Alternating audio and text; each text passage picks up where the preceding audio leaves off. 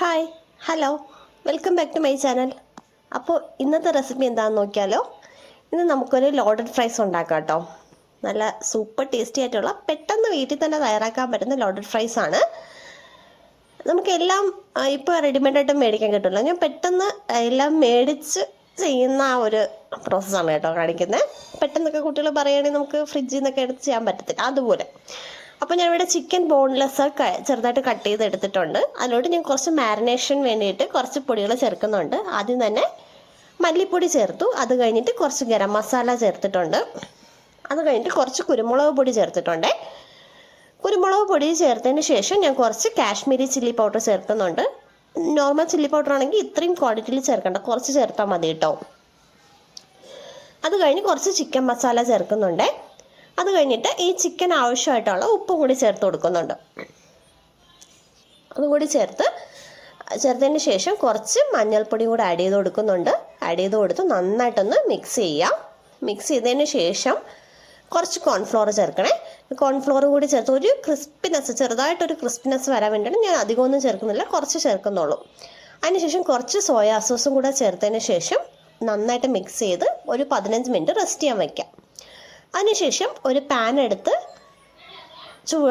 എണ്ണ ഒഴിച്ച് ചൂടാക്കിയതിന് ശേഷം ഈ ചിക്കൻ പീസസ് ഓരോന്നായിട്ടിട്ട് വറുത്തെടുക്കുക. ഒരു ബ്രൗണിഷ് കളർ ആകുമ്പോഴേക്കും വറുത്ത് കോരുക കേട്ടോ. നിങ്ങൾക്കറിയാമല്ലോ ഒരു പാകം, അതനുസരിച്ച് നമുക്ക് ഏതെങ്കിലും റിഫൈൻഡ് ഓയിൽ യൂസ് ചെയ്യണം കേട്ടോ, വെളിച്ചെണ്ണ യൂസ് ചെയ്യല്ലേ.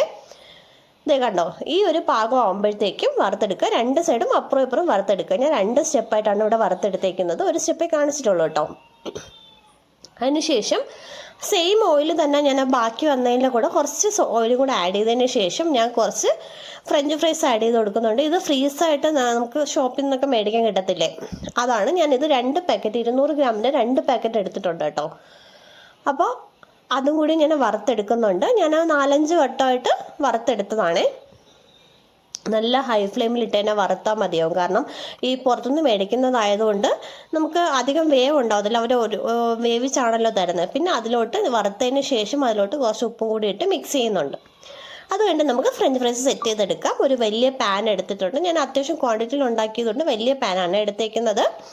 അതിലോട്ട് ഞാൻ കുറച്ചധികം തന്നെ ഇതിൻ്റെ പകുതിയോളം ഫ്രഞ്ച് ഫ്രൈസ് ഇട്ട് കൊടുക്കുന്നുണ്ട്. ഇട്ട് കൊടുത്തതിന് ശേഷം കുറച്ച് മയണൈസ് ചേർത്ത് കൊടുക്കുന്നുണ്ട്. വെജ് മയണൈസ് ഞാൻ ഷോപ്പിൽ നിന്ന് മേടിച്ചതാണ് കേട്ടോ. ഞാൻ മയണൈസിൻ്റെ റെസിപ്പി അല്ലാതെ ഷോർട്സ് വീഡിയോ ആയിട്ട് അപ്ലോഡ് ചെയ്തിട്ടുണ്ട്, വേണമെന്നുള്ളത് കണ്ടു നോക്കണേ, എഗ് മയണൈസിൻ്റെ.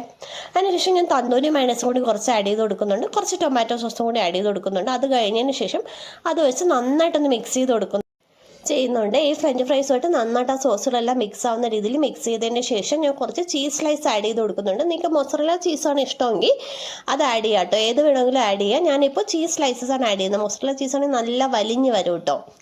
അതിനുശേഷം ഞാൻ ചിക്കൻ ആഡ് ചെയ്ത് കൊടുക്കുന്നുണ്ട്. അതിനുശേഷം ചിക്കൻ്റെ പുറത്തോട്ട് കുറച്ച് കുറച്ച് ചീസും കൂടെ, ഒരു ചീസ് സ്ലൈസും കൂടെ, ചീസ് ഷീറ്റും കൂടെ എടുത്ത് അതും കൂടെ ആഡ് ചെയ്ത് കൊടുക്കുന്നുണ്ട്.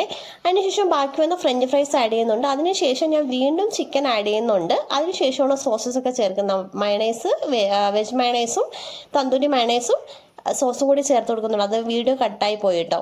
അതിനുശേഷം ഞാൻ 5 മിനിറ്റ് ലോ ഫ്ലെയിമിൽ ഒന്ന് കുക്ക് ചെയ്തെടുക്കുന്നുണ്ട്. ഈ ചീസൊക്കെ ഒന്ന് അരിഞ്ഞ് വരാനായിട്ടാണ്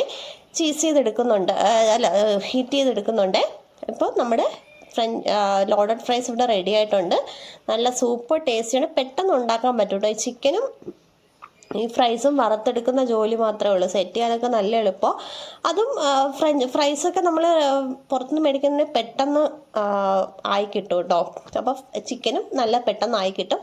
അപ്പോൾ എല്ലാവരും ഒന്ന് വീട്ടിൽ ട്രൈ ചെയ്ത് നോക്കുക. ഞാൻ എപ്പോഴും പറയുന്ന പോലെ വീഡിയോ ഇഷ്ടപ്പെട്ട ലൈക്ക് ചെയ്യുക, ഷെയർ ചെയ്യുക, ചാനൽ കൂടി സബ്സ്ക്രൈബ് ചെയ്ത് സപ്പോർട്ട് ചെയ്യണേ. താങ്ക്